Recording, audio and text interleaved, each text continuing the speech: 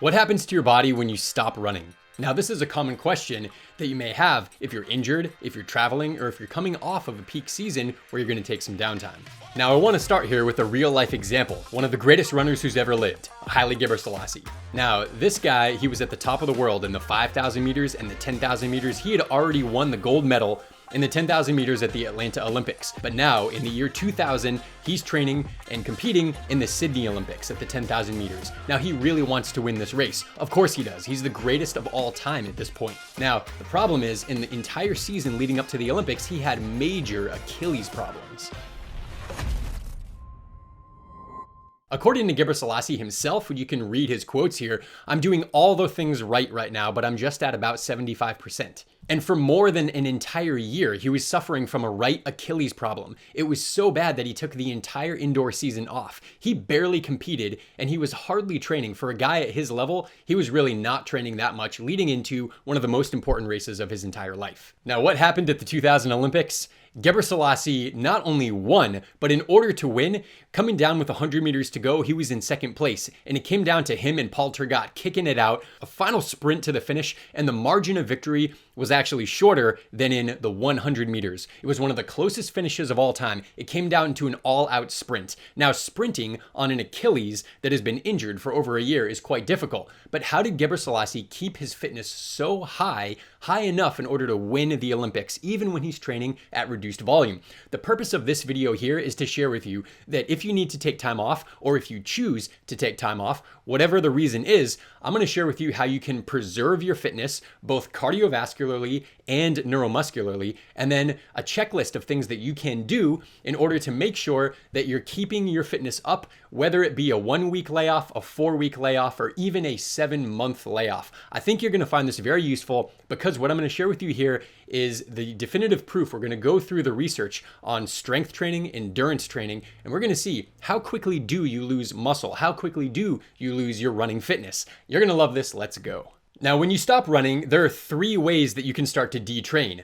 The first way is with your muscles. So if you're a power lifter, a strong man, and you're lifting a whole bunch of weights and you're really going for a hypertrophy size in your muscles, then if you stop lifting, you're going to start to lose some muscle bulk, some muscle integrity. And that's one of the things that starts to detrain. Number 2 is we're going to talk about your aerobic system and your metabolic systems. These are the things that fuel your running. Things like your development of mitochondria, your ability to pump your blood, things like your VO2 max and your lactate threshold. These things, if you stop training them, they'll also start to decline, and that's going to be the second thing that we talk about. And number 3 is going to be the neuromuscular coordination that you have as a runner. Now, remember, you could take someone who's an elite athlete, maybe on a bike, and they have a really high VO2 max and a really high lactate threshold.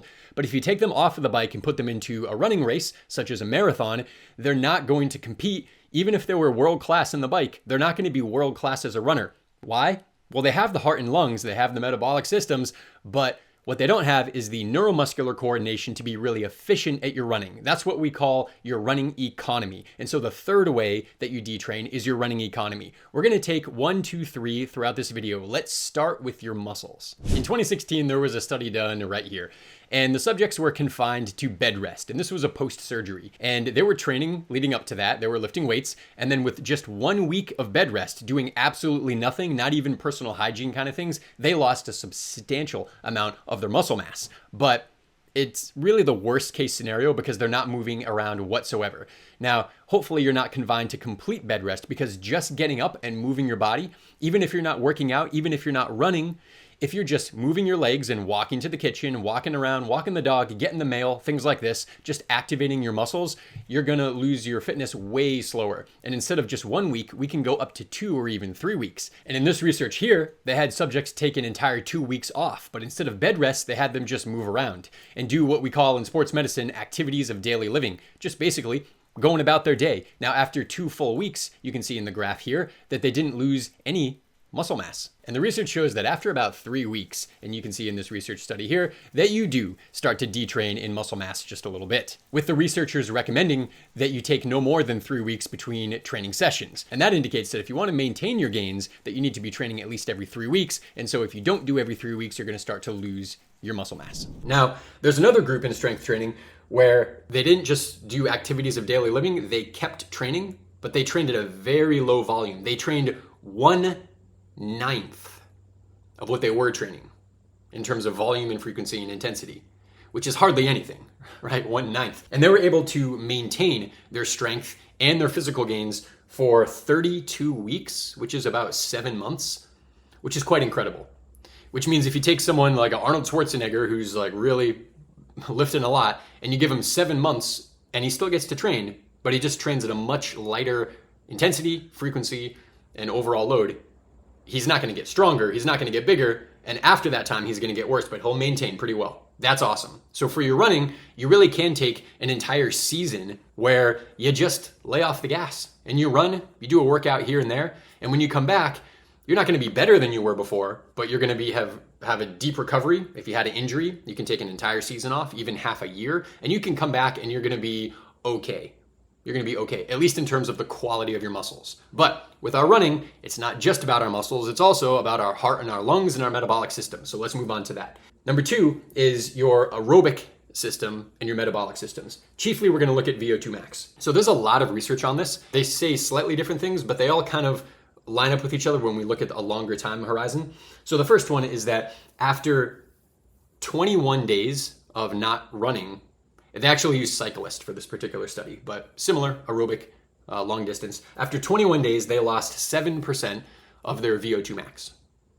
Okay, we don't want to lose 7% of our VO2 max, but it's not the end of the world.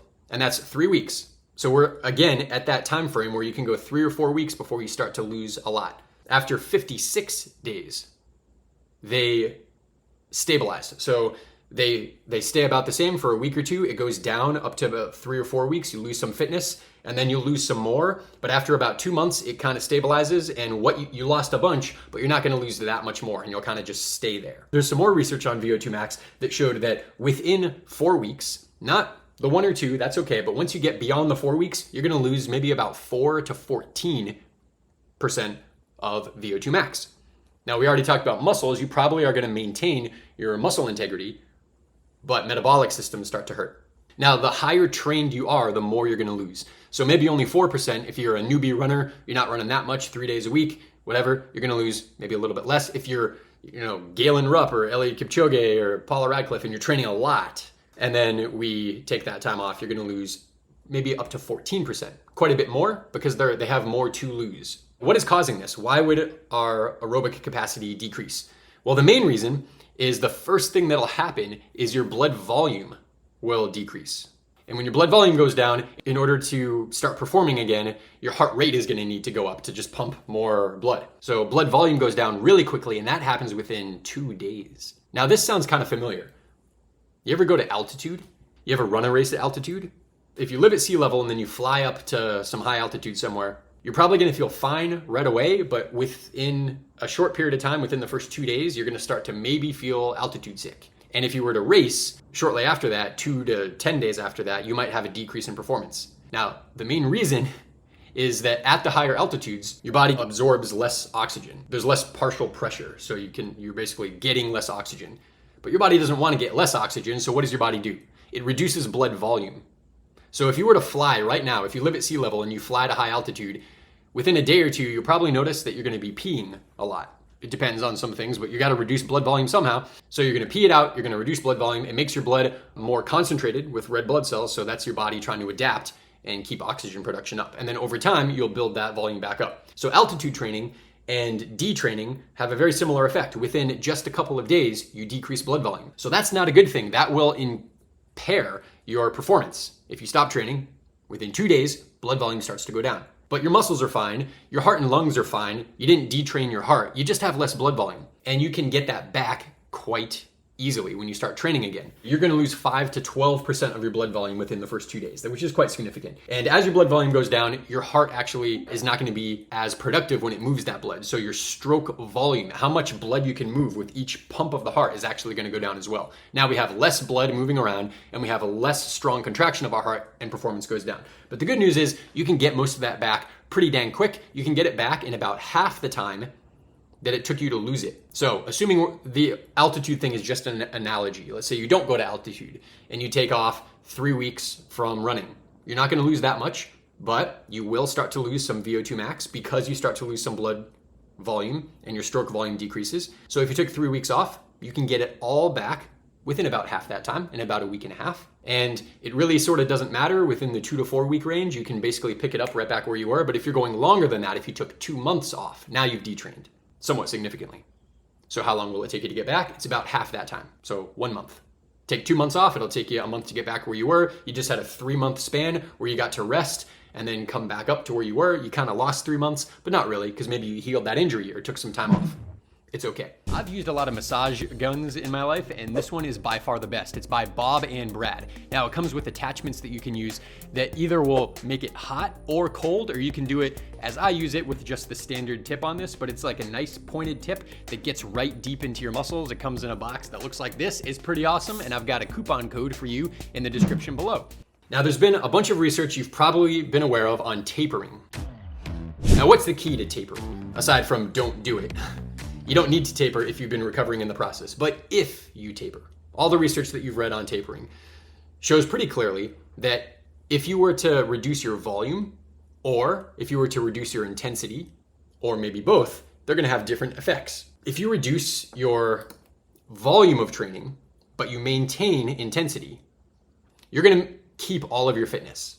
If you reduce your intensity, but maintain your volume, you're gonna lose some fitness, and here's by how much. There's research that's been done on taking runners and reducing their volume by 1/3. They trained for 10 weeks. They train hard, they just train like normal, their normal training season for 10 weeks, and then they took 15 weeks, reduced either volume or intensity. That's a long time. In those 15 weeks, they either reduced by 1/3 or by 2/3. Now, when they reduced their volume, if they reduced by 1/3 but kept the intensity, there was no change to their fitness. If they reduced by 2/3 their volume, they lost 10% of their fitness, which is not the end of the world. We don't want to lose 10%, but that's a 2/3 reduction. My goodness, that's a lot. And 1/3, you keep it. Now, if you reduce intensity instead by either 1/3 or 2/3, reducing 1/3 of intensity, you lose about 21% of your fitness. Reducing double that, 2/3 of your intensity, you lose even more. You lose about 31% of your fitness. In short, what that means is if you get injured, or you're traveling, or you just choose to take some time off, you have a nice big grace period where you're not going to lose that much, provided that you take some action. Now, that action can be running, or if you're really hurt and you can't run, you can cross train. Now, after 2 months, you're going to lose a fair amount of fitness if you don't train at all. If you cross train, you're going to maintain much of it. Now, that's 2 months. Hopefully you don't need to take 2 months off. If we back that timeline up to 3 to 4 weeks, you're in a nice sweet zone where you really can lay off your training, intensity and a duration. You could even do nothing and you're going to be okay. But if you want to maintain virtually all of your fitness, my recommendation is for 3 to 4 weeks, if you need to, you can reduce your training volume by 1/3 to 1/2 and keep your intensity. If you can, depends on if you have an injury or not, keep it where it is. If you need to reduce it by about 1/3. So you can reduce intensity and duration by 1/3. And then if you need to reduce more, reduce the duration a little bit more, but keep the intensity. Now, if you can't keep the intensity because you have a horrible injury, cross train, but keep the intensity when you cross train. Now, you could bike hard. You can do intervals on the bike. You can elliptical, you can row, you can pool run, you can swim. The point is, when you cross train, you're doing 2 things. If you think you're going to be out for a long time, you want to cross train your aerobic system. So you want to do long bikes, long swims, whatever it is. You want to get that stimulus, but you don't need to do it that much. You can do it at about half the time you were spending running. I mean, you can do more. Maybe you should do more, but you could do half and you'll maintain. But when it comes to intensity, if you're cross training because you're hurt, you want to do some high intensity, at least moderate intensity, not all easy. And you can actually maintain all of your running economy for 3 weeks, all of your running economy, maintain all of your VO2 max. You can maintain all of your muscle strength and muscle size. That's pretty awesome. So don't hesitate if you are hurt or if you just choose to, if you just want to take some time off.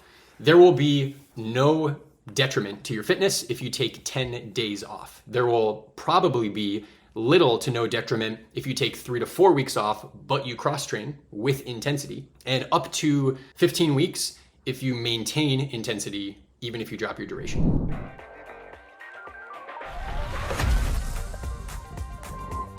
Now, a lot of the reasons why you might take time off is if you're injured. But what about if you plan to take time off just after some hard training? Now, something that elites do that non-elites don't do as well is that they take more time off. But they don't take time off because they're injured, they take time that is planned off. And non-elite runners tend to take time off just when they start to get burnt out or when they get injured, and they do it as a reaction. Elite runners tend to take time off proactively. Now let's listen here on Eliud Kipchoge talking about how he takes a little bit of time off after a peak race, and then he takes a duration of time without training at all.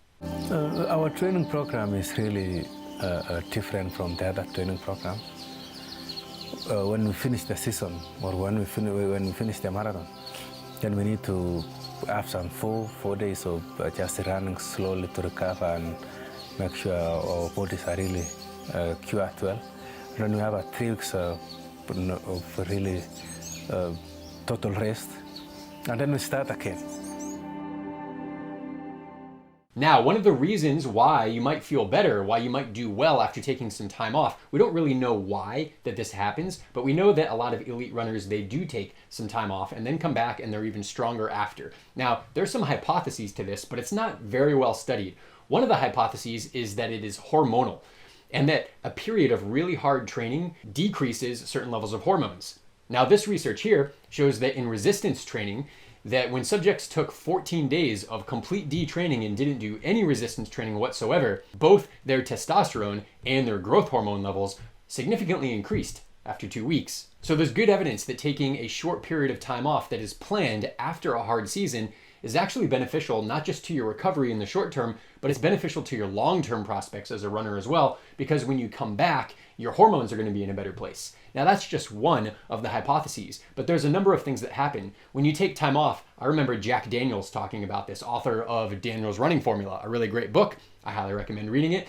But Jack Daniels talks about time off is something that prolongs a runner's career. Because when you're taking time off, you feel like, wait till I get back. I'm going to show them. I'm going to show myself. I'm going to do so much better. Now, it's really hard to train hard all of the time. You're either going to get injured, or you're going to burn out, or you're going to plateau. So taking planned breaks off gives even a psychological and an emotional benefit to us, because we feel even more motivated to get back out there. Now, maybe you'll lose a little bit of training, but the purpose of this video here is to share with you a number of ways that you can implement taking a little bit of time off and how you can preserve your fitness. Now, you can take a giant chunk of time completely off, and that giant chunk of time is defined as about 3 to 4 weeks, and you're probably going to be a-okay. If you take more time than that off, then you are going to want to do some cross training in various ways, both for your aerobic systems and your metabolic systems, but also for your neuromuscular system. Now, what we found in our video here together is that when you take time off, you can take a week, 2, even up to 4, and you're not going to lose that much of your muscular integrity and even your aerobic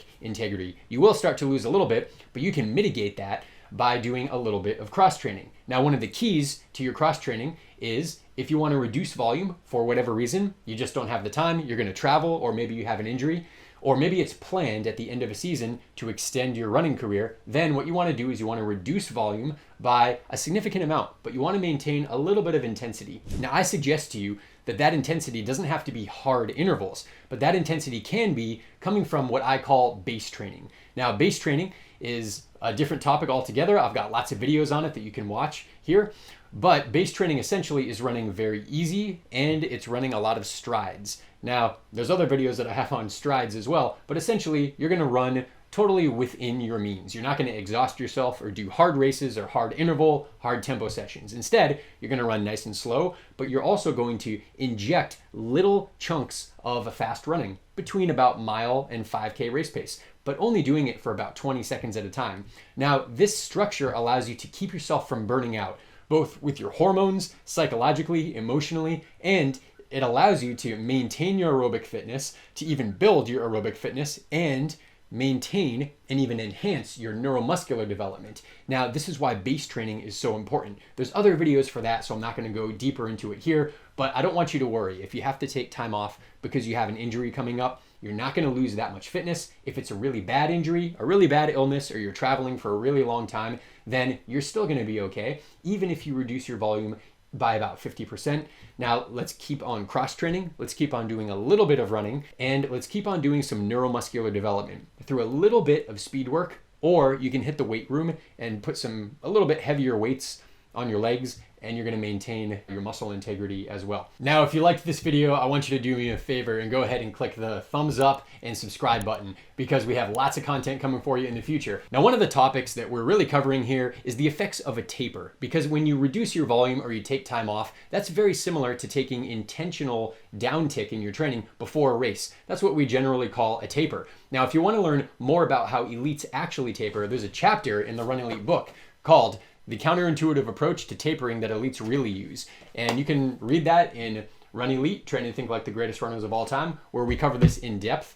But no matter how you choose to back off your training, be it after an injury or after a hard season or when you're traveling, I want you to know that you're gonna be just fine. The only problem comes when you take an extended period of time off, when you're really just not training for whatever reason. Now, if that's the case, then we wanna look at mindset and the structure of your life to get you to actually train more. But if it's a short-term thing, don't worry so much. Just keep staying active, avoid being sedentary, get in the gym, do some cross training, and you're gonna maintain your fitness perfectly for a very long time. I hope that you enjoyed this video. This has been Andrew Snow with Run Elite. If you want to learn more, you can click the first link in the description below, where I have a free 50-minute training for you that we break down the 3 things that elite runners do that most runners don't. It's completely free for you. It's gonna blow your mind. I really put a lot of work into that, and I hope you enjoy it. If you haven't read the Run Elite book yet, I know you're gonna love it so much. Pick up a copy on Amazon or even Audible today. There's actually a German version of this book coming to all of my German readers as well, and you can find that on Amazon. I'll see you in the next video. Take care. Bye-bye.